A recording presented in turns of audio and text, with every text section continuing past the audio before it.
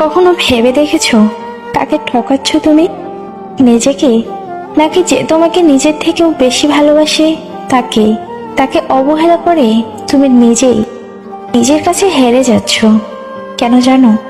কারণ তার মতো ভালো তোমাকে কেউ আসতে পারবে না। সবশেষে যা বুঝলাম, সবার কাছে ভালো হতে গেলেও মরে যাওয়াটা খুব প্রয়োজন। একাই তো ছিলাম, আবার না হয় একা হয়ে গেলাম, তাতে কি বা আসে যায়?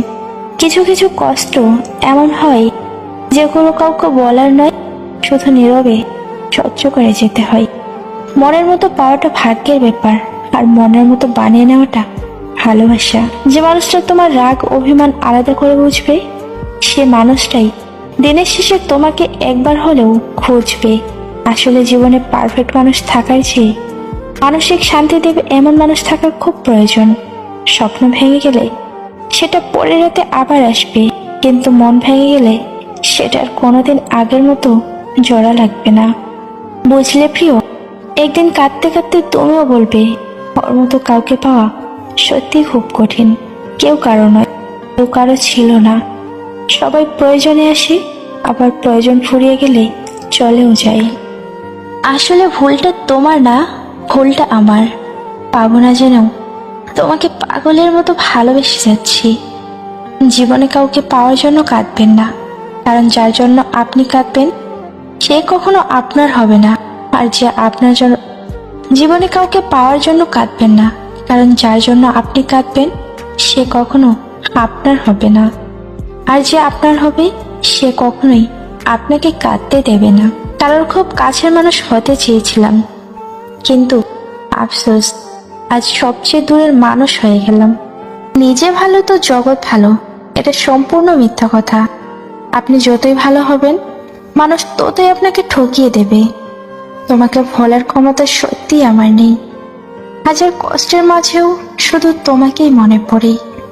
জীবনের কঠিন সময়ে যখন নিজেকে একাই চলতে হয়, তাহলে ভালো সময়ে তাদের দরকার কি?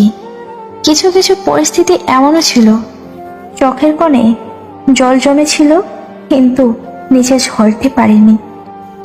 যদি তোমাকে ভালোবেসে ঠকতাম, তাহলে মনকে বোঝাতে পারতাম, হয়তো আমার ভালোবাসায় কোনো কমতি ছিল, কিন্তু আমি তো তোমাকে বিশ্বাস করে ঠকেছি। এর হিসাব তোমাকে এক আল্লাহর কাছে দিতেই হবে। রাজপ্রাসাদের দরকার নেই, কারণ ভালোবাসাটা সত্যি হলে কুঁড়ে ঘরেও সুখে থাকা যায়। গান তো আগে এমনি শুনতাম, আর এখন ফিল করি, কারণ কিছু কিছু গান জীবনের বাস্তবতা। জানি তুমি ব্যস্ত, তবুও এই বোকা মনটা বারবার ফোন চেক করে, শুধু এই ভেবে যদি তুমি মেসেজ করো। ছোটবেলায় যে অন্ধকারকে ভয় পেতাম, আজ সেই অন্ধকারেই শান্তি লাগে। কষ্ট তো তারাই পায় যারা কাউকে পাগলের মতো ভালোবাসে, কারণ পাগলকে সবাই দয়া দেখাতে পারে, কেউ ভালোবাসতে পারে না। যে ইচ্ছেগুলো কখনো পূরণ হবার নয়, এই অবুঝ মনটা সবসময় সেটা নিয়েই পড়ে থাকি। সুখ যদি কপালে না থাকে, তাহলে জোর করে সুখ আনা অসম্ভব। বড় ইচ্ছে হয় তোমাকে নিয়ে একদিন পূর্ণিমার চাঁদ দেখবো। সেদিন চাঁদকে বলবো, চাঁদ দেখো, আমার মনের মানুষটি তোমায় যে কত সুন্দর। জীবনে এমন একজনকে ভালোবাসা উচিত, যাকে মুখ ফুটে কিছু বলার আগেই সে সব বুঝতে পারবে। তাকে বলে বোঝাতে হবে না।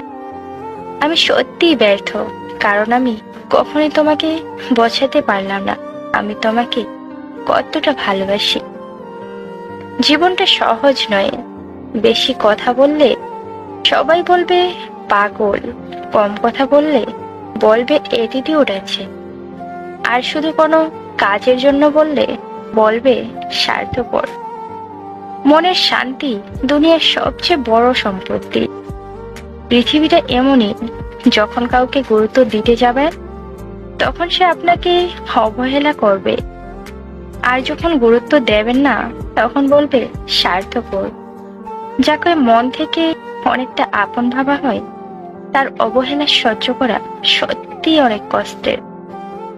চলে যেতে চাইলে কারণ ছাড়াই চলে যাওয়া যায়, আর থেকে যেতে চাইলে নিয়ম ভেঙেও থেকে যাওয়া যায়। জীবনটা সেই মানুষের সাথে কাটানো উচিত যার চেহারা চেয়ে মনটা অনেক সুন্দর। অবহেলা খুবই ভয়ঙ্কর একটা জিনিস, যা জীবিত একটা মানুষকে বেঁচে থাকার ইচ্ছেটাকেও মেরে ফেলে।